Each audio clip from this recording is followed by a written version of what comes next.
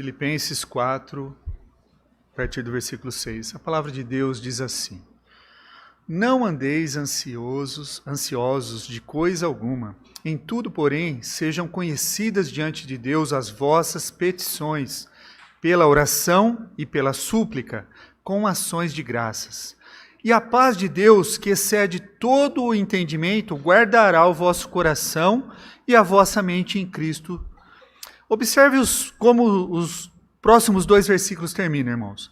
Finalmente, irmãos, tudo que é verdadeiro, tudo que é respeitável, tudo que é justo, tudo que é puro, tudo que é amável, tudo que é de boa fama, se alguma virtude há, se algum louvor existe, seja isso que ocupe o vosso pensamento. O que também aprendestes e recebestes e ouvistes e vistes em mim, isso praticai, e o Deus da paz será convosco.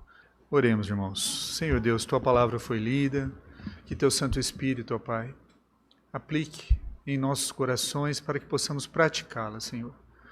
Use o teu servo aqui à frente e nós oramos em nome do nosso Senhor e Salvador Jesus Cristo. Amém.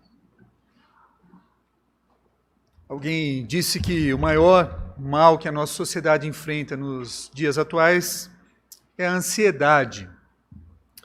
E Paulo tem know-how, tem propriedade para falar de ansiedade. Por quê? Paulo, quando esteve em Filipos, não sei se vocês lembram, ele foi preso, aí teve o terremoto lá na cadeia, e ele foi açoitado indevidamente, tudo isso lá em Filipos. E ele sabe que, como um cidadão dos céus, que é o que ele vem falando aqui antes desses versículos que nós lemos, que nós somos cidadãos dos céus. Ele sabe que nós não devemos ficar ansiosos como cidadão dos céus. Ele fala com propriedade. E depois da saída de Paulo, o que aconteceu ali? Pessoas ficaram sofrendo perseguições, aqueles que se converteram. Que mais? As pessoas perderam o emprego. E sabemos que esse tipo de coisa traz ansiedade para o nosso coração, desemprego, pessoas nos perseguindo, isso traz ansiedade. Outra coisa que traz ansiedade é a enfermidade. Os pais com os filhos enfermos ficam desesperados, e não importa se o filho já é casado, se não é, os pais ficam assim, não importa a idade. Como que nós devemos combater isso? Como lutar contra isso? Tem uma receita que o texto nos deu. Seja grato por cada noite de sono, cada prato de comida que você comeu. Ore e agradeça pelo calçado que você está vestindo, pela roupa, pela casa que você tem para morar. Como? Ações de graça treinará o seu coração para quê? Para que você não viva ansioso. Agradeça aquilo que Deus te deu, para que você não fique ansioso. Está preocupado com a saúde? Louve a Deus por cada dia que o seu coração funcionou bem. Por cada dia. Agradeça a Deus. Seu joelho já não funciona mais, ele estala cada vez que você abaixa. Suas costas não doeu. Não teve dor de cabeça, enxaqueca. Agradeça a Deus por cada dia de saúde que você teve até aqui. E assim você verá quem Ele é no seu coração e será treinado, né? O foco do texto está o quê? Como experimentar a paz de Deus. Você está ansioso? Agradeça a Deus pelos momentos bons que você teve. Não adianta você ficar sofrendo com aquilo que você não tem resposta ainda. Agradeça a Deus. E a paz de Deus, que excede todo entendimento, ela vai substituir essa ansiedade, tá? Ela vai entrar no seu coração. E nós podemos experimentar isso agora, meus irmãos. Não é só lá na eternidade, é hoje, tá? O texto nos desafia na forma como nós pensamos, como nós interpretamos as coisas que acontecem ao nosso redor, na nossa vida, né? A nossa vida está muito agitada. Eu estava conversando com o diácono, que eu estou naquele ponto que se eu não responder às mensagens do WhatsApp na hora, provavelmente eu não respondo no mesmo dia, eu me perco. Ou você se torna escravo daquela ferramenta que veio para nos abençoar, nos auxiliar, e você acaba se tornando escravo dela. Provavelmente eu sempre respondo quando estou com o WhatsApp aberto na tela do meu computador, então é bate e pronto, mas quando está no celular, os irmãos me perdoem, eu não quero ser escravo do WhatsApp. Eu vou demorar possivelmente para te responder, ou talvez tenha deixado alguém sem responder. Se for muito importante, ligue, Ligue, nós perdemos, o telefone não serve mais para ligar, Para tudo, menos para ligação. Mas se for importante, eu acho que os irmãos devem ligar uns aos outros, conversar, ouvir a voz é bom, tonalidade de voz, você sabe se a pessoa está brava, triste ou não, ansiosa, preocupada, alegre. Mas pelo WhatsApp nós não sabemos, não dá. Todo mundo ouvindo a 1,5, ou 2.0, para ouvir rápido. Uns mandam podcasts para os outros. Passou de 5 minutos lá, é podcast. Passou de 2 minutos, eu chamo de podcast. O texto, então, está nos desafiando, irmãos. A forma como nós pensamos, O que Paulo está dizendo aqui é o que nós precisamos ocupar as nossas cabeças com as coisas de Deus e não com as coisas do mundo. Não é viver alienado, não é isso. Eu tenho que estar sabendo o que está acontecendo. Sim, não é nem legalismo também, tá? Mas é treinar o nosso coração para as coisas. E a palavra de Deus tem uma palavra simples, Por quê? A boca fala daquilo que o coração está cheio. Isso é, aquilo que você colocar na sua mente, no seu coração, você vai falar. Então, quando você faz alguma coisa de errado e fala assim, eu não queria dizer isso. Mentira, você queria dizer aquilo. Você pode ter cometido um erro, mas você queria dizer aquilo na hora que você disse. E seu coração estava cheio daquilo. Isto é, aquilo que você colocar na sua mente, é aquilo que vai sair da sua boca, é aquilo que você vai digitar e publicar nas redes sociais também. Você já deve ter conhecido um idoso querido, que começou a perder as faculdades mentais, e aí começa a falar um monte de palavrão, um monte de bobagem, e aí todo mundo começa a dizer todo tipo de coisa, e aí você começa a dizer assim, nossa, o que está acontecendo com o vovô? O que está acontecendo com a vovó? O que está acontecendo, com eles? O que aconteceu, irmãos? O filtro sumiu. O filtro sumiu e a fonte, ela começa a fluir livremente.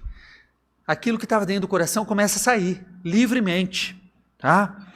A boca fala do que o coração está cheio. E o coração funciona o quê? Com aquilo que você colocou lá dentro. Imagine uma pessoa que colocou 50, 60 anos, só coisas ruins, bobagens no seu coração. Quando esse filtro quebrar, adivinha o que vai sair lá de dentro? Só bobagens, só porcarias.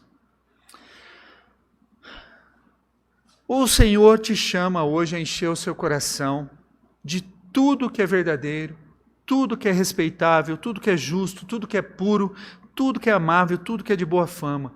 Encha o seu coração com isso. Mensagem de nossa noite é controlando o nosso pensamento, irmãos. Paulo escreveu, destruímos todas as opiniões arrogantes que impedem as pessoas de conhecer a Deus. Levamos cativo todo pensamento rebelde e o ensinamos a obedecer a Cristo. Da mesma forma, como nós treinamos, nos capacitamos para o vestibular, para muitas coisas, nós treinamos o nosso pensamento, a nossa mente. Nós treinamos ela também. Nosso pensamento é algo que nós devemos ou que assumir. Se não fizermos, ele vai nos controlar, tá? Paulo nos diz que nós precisamos ser o quê? Intencionais, ter a intenção de modificar, para que nós não saiamos falando, um monte de palavrões, um monte de palavras torpes, num momento de ira, num momento de que as coisas não deram certo, e aí você solta e vomita. O que você está fazendo é o quê? soltando aquilo que está dentro do seu coração. Então treine. Se você fala, eu nasci assim, eu sou assim mesmo. Não, não é não. Você pode e deve mudar, enchendo o seu coração com isso que o apóstolo Paulo disse, com as coisas puras, boas, agradáveis. Encha isso, o seu pensamento. Queridos, devemos o quê? Concentrar no que é verdadeiro, né? Nos conscientizar da falsidade. Saber que existe, que se disfarçam de verdade. Aprender a pensar conscientemente. Parece o quê? Uma redundância, mas não é. Estamos recebendo ideias e filosofias o tempo todo.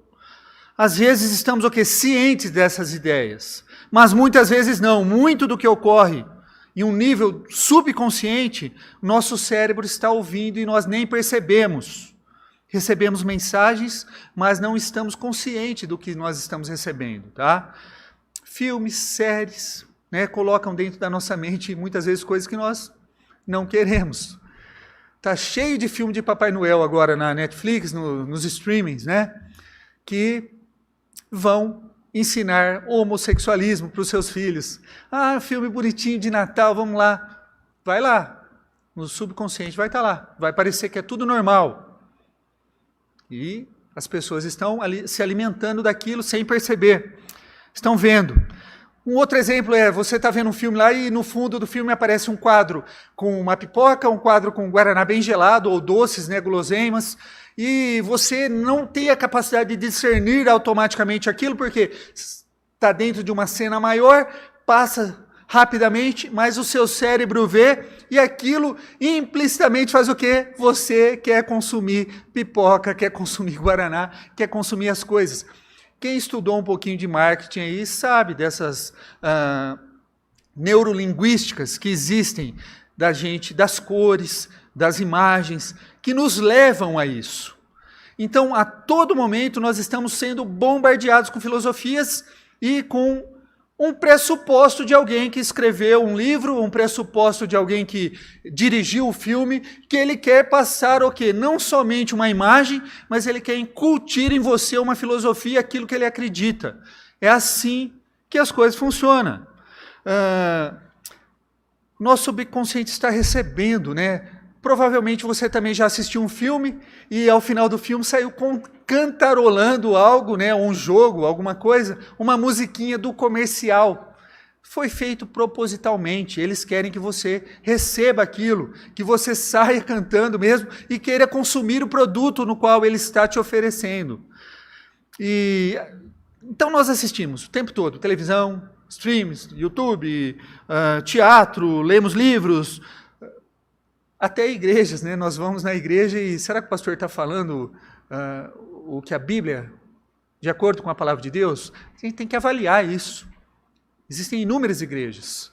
Precisa ser avaliado. Nós precisamos ser igual aos bereanos. Ir lá conferir, tá? Até mesmo a nossa família, meus irmãos, nos influencia, né? Então, assim, eles estão pondo comportamentos para nós rapidamente que nós parecem comportamentos neutros, mas não são. Eles estão incutindo os seus pressupostos. Então, a nossa família, por exemplo, você tem uma receita lá, sabe a receita da nona, a receita da vovozinha, que você faz do mesmo jeito. Você fala assim, minha avó fazia assim. Eu aprendi desse jeito e eu faço igualzinho ela fez. Nunca ficou igual da minha avó, mas eu faço igualzinho o jeito que ela fazia. Mas você nunca perguntou, por que você fazia desse jeito, vó? Por que você fazia assim, mãe?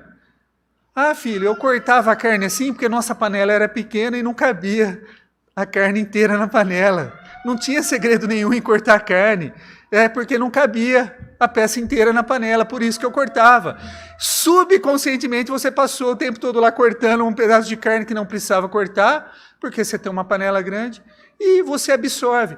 E assim na nossa vida, constantemente vamos o quê? Absorvendo e reproduzindo as coisas. Então, nós devemos o quê? Trabalhar para tornar essas mensagens conscientes, para que nós possamos interagir com elas, perguntar para elas, né? Conversar com os filmes, com a televisão. O que você está tentando fazer eu acreditar? O que você está tentando passar para mim? Ou então, se você está só com a TV para fazer barulho, né? E tem muitas pessoas que fazem isso, desliga a TV, sai da internet, Desliga aquilo, por quê? Você está sendo bombardeado com um monte de coisas que você não está nem prestando atenção e está entrando no seu subconsciente. Por que você está ouvindo mais do que você imagina? Então nós devemos ser intencionais na busca da verdade. Nós, naturalmente, não temos pensamentos piedosos. Quando alguém faz algo ruim, a gente quer o quê? Punição, a gente quer a vingança.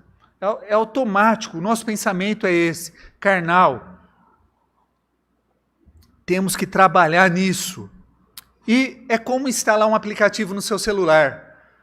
Você, antes de começar a usar o aplicativo, você tem que instalar ele e depois você passa a utilizá-lo. Não tem como você usar um aplicativo do seu banco, por exemplo, antes de instalar o aplicativo. Então, aquilo que a gente instalar na nossa mente é o que nós vamos utilizar. Então, é necessário um treinamento para isso. É necessário que a gente trabalhe para isso. E nada melhor do que começar com a palavra de Deus. Coloque a palavra de Deus dentro da sua mente. Use ela. Use ela. Ao pensarmos na palavra de Deus, estaremos ancorados numa verdade absoluta que não se desviará e não estará sujeita a opiniões, a opinião pública. Ela é a verdade absoluta. Ela vai trazer as respostas para o mais íntimo da sua vida, para as perguntas mais cruciais da sua vida. Nós precisamos conhecer a Bíblia e meditar na Bíblia, na verdade. Não apenas conhecer. Conhecer, muitos conhecem. Ela tem que trabalhar no nosso coração, aplicar os seus valores e viver a verdade que ela nos dá. Arrume tempo para interagir com a Bíblia diariamente. Memorize versículos para no momento que você precisar, você sabe onde pegar. Eu sempre falo que memorizar versículos é igual guardar uma ferramenta no lugar certo. Quando você precisa do seu alicate, você sabe. Fica na terceira gaveta, ali, naquele móvel. Quando você memoriza versículos, você sabe onde ele está e você busca onde ele está. E aquilo vai trazer o consolo, a admoestação ou a advertência necessária. Discuta o seu dia com o Senhor. E às vezes o nosso dia não é bom, né? Fale com Ele sobre as pessoas, sobre as situações da sua vida. Busque a perspectiva de Deus para ela. E em seguida ouça o que Ele diz através da leitura da palavra. Tome notas do sermão, anote na sua Bíblia, anote num caderninho as coisas que o pastor está falando. Confere depois. Envolva-se em uma classe de escola dominical. Leia livros que apontem para Cristo. Pergunte qual é a perspectiva de Deus para a situação que nós estamos vivendo. O que Ele quer nos mostrar com o que estamos passando. Devemos ser intencionais em buscar a verdade. Imagine o quanto você estuda, né? Como eu disse, para o vestibular, para uma promoção, para um concurso público. Por que não fazer o mesmo com a palavra de Deus? Se você entrar num barco e não remar, pode ser que a correnteza te leve. Por quê? A correnteza está ativa mesmo quando nós estamos o quê? Inativos. A correnteza não para, irmãos. Se a gente entrar num barco e não remar, você vai ser levado. Então, se você não treinar o seu pensamento, não treinar a sua mente, você vai levado. Vai ser levado por toda sorte de doutrinas, sofismas e engano que estão falando por aí. Outra coisa que nós precisamos, né? Isso é um retrato verdadeiro da vida cristã. Por quê? Não existe cristianismo estático, tá? Se você não está crescendo na direção de Cristo, você está se afastando de Cristo. Não tem outro caminho. Ou eu estou me aproximando de Cristo, ou eu estou me afastando. Não tem meio termo, tá? Precisamos nos lembrar que nós somos criados segundo a imagem de Deus, para Ele, né? Para a glória dEle. Mas também precisamos lembrar que somos o quê? Pecadores salvos pela graça. Mas é fácil esquecer que nós somos pecadores salvos pela graça. Por quê? Porque é fácil a gente sentir, nossa, Deus tem sorte de ter eu aqui, hein? Na igreja dele, hein? Como Deus tem sorte, eu sou bom, hein? Deus tem sorte de ter eu ao lado dele. Em pouco tempo nós acreditamos que Deus existe para quê? Para nos servir, para dar aquilo que eu preciso e quero. E não é isso que Deus...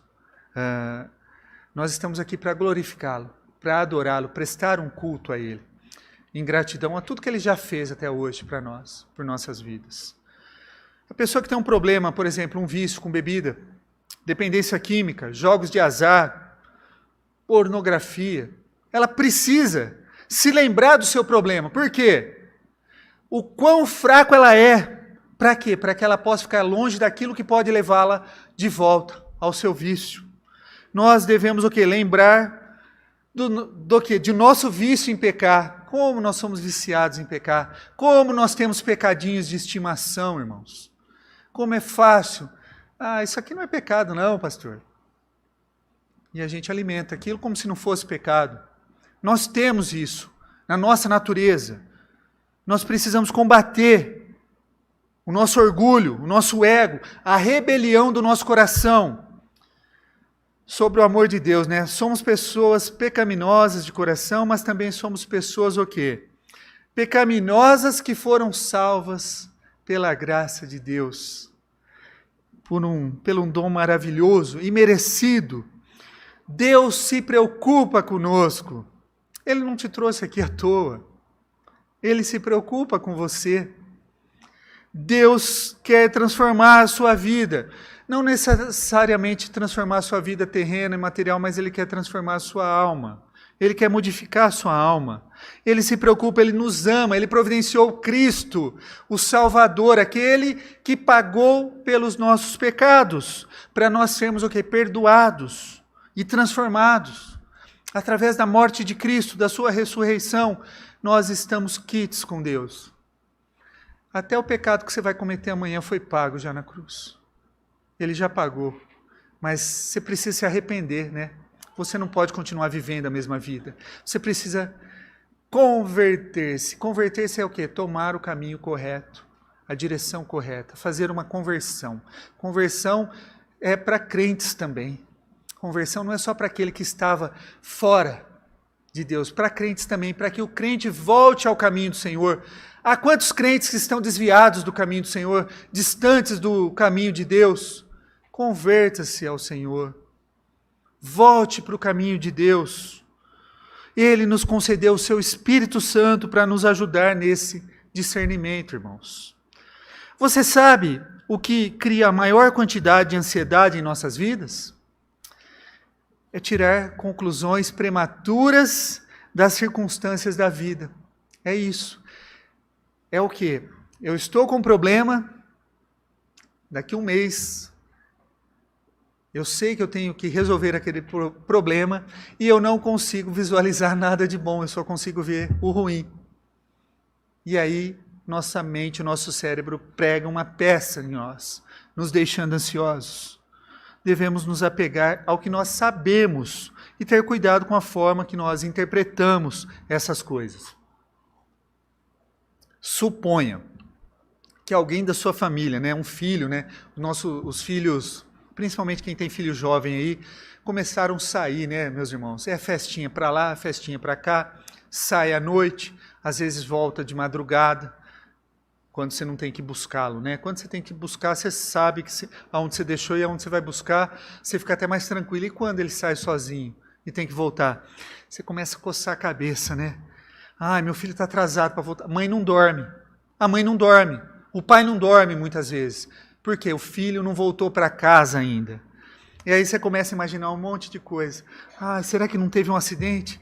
Será que não teve um assalto? Será que não sequestraram meu filho? Ou qualquer outro tipo de coisa, você só começa a pensar em coisas ruins. Você não pensa nada de bom. Você não pensa que fala assim, não, ele está simplesmente atrasado. Que é a verdade, muitas vezes. Ele está atrasado. A nossa imaginação rouba a paz do nosso coração. E aí ficamos o quê? Ansiosos. Vem ansiedade. Quando isso acontecer, nós devemos lembrar o que é verdade. A verdade é que meu filho saiu e ele ainda não chegou. Eu confio no meu filho e eu sei que ele é responsável, um motorista responsável, a minha filha é uma motorista responsável, eu sei que pode ser que ele aconteceu algum imprevisto e ela está atrasado, ou meu parente, ou qualquer outra pessoa. Essa é a verdade. Até que aconteça qualquer outra coisa, a verdade é essa, irmãos. Nós temos que trabalhar com a verdade, não adianta eu projetar ansiedade, porque aí você vai perder a sua paz, vai perder a paz. Algumas pessoas costumam dizer, né, que você vai perder o quê? A noção do tempo. Por quê? Nós poderíamos lembrar, né, que aquilo que aconteceu, nosso filho atrasado, você fica alucinado, gente, tira a paz. E eu estou falando, esse é um exemplo simples, contas a pagar, enfermidades que surgem, pessoa descobre, né, um tumor, ela já pensa na morte, e inevitavelmente, ela não pensa que, bom, diagnostiquei, agora eu tenho que dar o próximo passo, que é biópsia, tratamento, cirurgia, quimioterapia, entre outros casos, e eu posso sair bem desse resultado. Você já pensa no final, pensa no ruim, e aquilo vai roubar a sua paz e de todos que estão na tua volta. E aí você vai ficar alucinado com aquilo. Nós precisamos controlar os nossos pensamentos. Suponha, né, que você esteja envelhecendo assim como eu, né? É uma suposição apenas, né? Nós não estamos ficando velhos, né? Estamos ficando maduros, experientes. E aí você descobriu que você não pode mais correr, né? Tem um menino da nossa igreja aqui que ele corre, rapaz, jogando bola. Eu falo, saudade, né, dos meus 20 anos. E ele corre, eu nem vejo, não consigo correr atrás dele mais, né? Eu sei o que ele vai fazer, mas eu não consigo correr atrás dele, né? É o Lucas, né, o Luquinhas. Mas corre, o bicho corre, gente. E aí você descobre, né, que você não corre mais igual ele. Se você correr, seu joelho vai dar aquela falseada, né? Dar aquela estralada, né? Você vai falar, oh Deus. Você começa a perceber que você está ficando velho, né? Talvez você não pode praticar mais alguns esportes. Alguns já não podem mais dirigir. Já depende de outros para dirigir. Ou você não consegue fazer aquilo que você está acostumado a fazer. E muitos têm até a dificuldade para se locomover. Tá? E aí vem na cabeça de alguma pessoa, nossa vida acabou. O que eu vou fazer agora? Minha vida acabou. Eu não posso mais jogar bola, era tudo que eu tinha, minha vida acabou. Não posso fazer mais nada. Nós sentimos pena de nós mesmos, né? Começa uma autocomiseração, né? Começamos a pecar, isso é pecado, tá? Mas a verdade é, sim, nós não podemos fazer o que nós fazíamos antes, mas o quê? Nós podemos fazer alguma coisa. Não talvez como fazíamos, mas podemos fazer, tá? E aí nós encontramos o quê? Coisas diferentes para fazer. E vamos o quê? Ir para nos locomover. É isso, a gente tem que procurar, meus irmãos, ter a cabeça sã para cuidar, para lidar com as adversidades e não sofrer com ansiedade. Em breve vai chegar as férias de verão, né? As crianças não vê a hora de acabar as aulas, né? E aí os pais vão planejar aquela férias com as crianças, você planeja tudo na sua cabeça, o seu orçamento, tudo certinho. Aí chega no dia da viagem ou tal, quebra o carro, pneu fura. Acabou minha viagem, destruiu minhas férias. Não, opa, calma aí, gente. Não destruiu suas férias, não acabou a viagem. Talvez não saia como planejado, mas vai acontecer.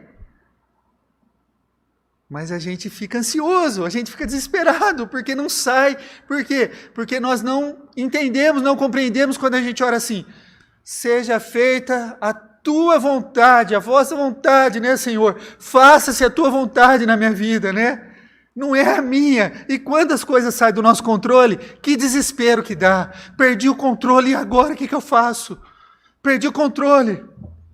Minha vida está acabada. Deus está no controle. Não esqueça isso. Ele está no controle. Ele está no controle. A verdade é que essas coisas inesperadas, o que são partes, às vezes as mais memoráveis da vida, aquilo que vai ficar como história, que os filhos vão lembrar para sempre e vão ficar marcado na sua família. Pai, mãe, vocês lembram quando aconteceu aquele acidente, quando aconteceu o pneu furou, que a gente ficou no meio da chuva, lampiça e tal? Às vezes vai ser um momento intenso que vai marcar a vida da família de vocês. Precisamos treinar nossas mentes para nos concentrarmos na verdade e descobriremos o quê? Que a ansiedade será substituída pela paz.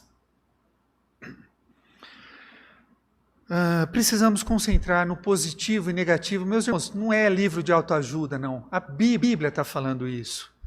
A própria palavra de Deus nos ensina isso. E é natural. Tem aqueles irmãozinhos que só fala notícias do jornal das 5 horas da tarde, né? É só tragédia, é só quem morreu e tal, e você não consegue ouvir nada de bom, porque eles estão se alimentando daquilo, então eles só vão colocar aquilo, e a hora que eles vão conversar com você, nossa, pastor, o senhor viu o que aconteceu ali? O senhor viu? Eu vi, sim, mas e o que tem de bom ali? Não tem nada de bom, ele só viu o ruim. Tem pessoas que são assim. A gente tem que concentrar, procurar positividade, pensar em coisas boas, se alimentar também de coisas boas. Como eu disse, não é se alienar, é saber sim do momento que estamos vivendo, do perigo, mas coloque coisas boas dentro da sua mente, do seu coração, tá? Mesmo aqueles que estão fora da igreja, né, esse princípio, né? Um dos livros que eu li na minha adolescência, eu sempre trabalhei fora desde a infância, né? Eu sempre trabalhei. E quando eu tive meu primeiro emprego registrado, meu gerente me deu um livro que chama Quem Mexeu no Meu Queijo. Quem Mexeu no Meu Queijo é a história de 2 ratinhos e 2 duendes, né?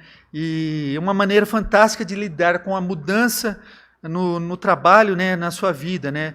A vida não é um corredor reto e tranquilo, que nós percorremos livres e sem empecilhos, mas um labirinto de passagens pelas quais nós devemos procurar nosso caminho. Perdidos e confusos, de vez em quando presos em um beco sem saída. Um livro que é para o meio empresarial. Mas a nossa vida é assim, no mundo passais por aflições, mas tem de bom ânimo, eu venci o mundo. Deus já falou tudo isso para a gente. Tudo isso que nós recebemos é reprodução humana de algo que a Bíblia já nos dá, tá? Nós podemos lamentar nossos empregos, não estou satisfeito aqui, estou triste. Podemos reclamar do nosso salário ou simplesmente suportar. Podemos nos orgulhar daquilo que nós vendemos, daquilo que nós produzimos, né? É uma questão de onde escolhemos definir a nossa mente. De vez em quando eu vou na fábrica lá do Ricardo Fartanini, né? E eu gosto de ver as coisas que ele faz lá, as novidades, o método. Cada dia que eu vou lá, ele está criando um método para produzir mais em menos tempo, para otimizar o tempo. E é legal, eu fico orgulhoso, né, de ver lá, eu falo, que legal, né? Como ele está evoluindo. Cada dia que eu vou, cada visita que eu faço para ele, eu vejo. E isso é bom, meus irmãos. A gente tem que focar nossa mente, treinar nossa mente para isso. Escolhemos a maneira como responderemos às circunstâncias da nossa vida. Nós escolheremos. Podemos ver tudo como uma tragédia ou ver essas coisas como um desafio, obstáculos ou oportunidades, tá? O mesmo acontece com as pessoas. Podemos destacar os pontos fortes ou os pontos fracos da pessoa. Paulo diz que devemos procurar o bem nos outros, tá? Você já parou para ouvir a si mesmo? Quanto você fala, destaca os pontos negativos de outra pessoa? Você já parou para ver o quanto você destaca pontos negativos? E as fraquezas? Eu aposto que você gasta mais tempo no negativo do que nos pontos fortes. E por quê? Porque nos sentimos superiores quando estamos o quê? Separando de outras pessoas, né? Separado de outras pessoas. Paulo diz que nós devemos celebrar e destacar o progresso das pessoas, né, em vez da fraqueza. A fraqueza ele já sabe, ele não precisa de mais ninguém para pisar nele. Tá? Todos nós temos arestas a serem aparadas, ásperas, né? Decepcionamos pessoas, mas bater uns nos outros não vai adiantar, não ajuda em nada e várias coisas acontecem. Uma delas, afastamos as pessoas. Quando eu estou cheio de espinho, que eu não estou bem, as pessoas não vão querer ficar perto de mim. Por quê? Porque eu estou espinhudo, eu vou machucar os outros. Impedimos a unidade do corpo de Cristo. Forçamos as pessoas a escolher, em vez de trabalharmos juntas. Ou você fica desse lado, ou você fica desse lado. Revelamos que nos falta amor quando fazemos assim. Quando somos positivos em relação aos outros, nós encorajamos, damos entusiasmo para as pessoas, construímos um espírito de apreço, de unidade no corpo de Cristo. E as pessoas provavelmente se abrirão e você vai poder ajudá-la no cerne da questão dela. Seja um problema, seja algo que ela compartilhou com você.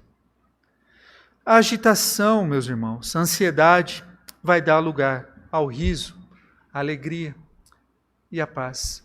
Né? Você vai substituir isso. O apóstolo Paulo conclui esse parágrafo que nós lemos aqui, do capítulo 4, falando da necessidade de praticar o que se aprendeu. Acumular conhecimento sem exercício da vida cristã não nos torna crentes maduros. Precisamos ter olhos abertos para ver, ouvidos atentos para aprender e disposição para praticar aquilo que nós aprendemos. Nós somos aquilo que registramos em nossa mente. Se arquivarmos em nossa mente coisas boas, de lá tiraremos coisas boas. Tesouros preciosos. Mas se tudo que depositamos são coisas ruins, nós não vamos poder tirar de lá algo que seja proveitoso. Muitas pessoas hoje procuram ter paz com Deus, mas sem ter um relacionamento com o Deus da paz. Eles querem a paz de Deus, mas não querem o Deus da paz, que é o autor da verdadeira paz. Né? Não querem contato com Ele, só querem a paz que Ele pode dar. Isso, porém, é impossível. Para experimentar a paz que excede todo o entendimento, nós precisamos primeiro conhecer o Deus da paz. Portanto, irmãos, a maneira de pensar acerca do futuro deve levar o crente ao quê? A se esforçar na batalha contra o mal. Contra o mal. O mal está sendo institucionalizado no mundo em prol do bem, ou seja, nós precisamos o quê? Nos esforçarmos na batalha, tá? Tudo quanto é verdadeiro, tudo que é digno, tudo que é justo, puro, amável, de boa reputação, deve excluir tudo que é vil, tudo que é mal, tudo aquilo que vai prejudicar, tem que ser substituído. E que a virtude vença o vício. Eis a recompensa, não só a paz de Deus, mas o próprio Deus da paz estará conosco, irmãos. Que Deus nos abençoe e a glória seja dada a Deus.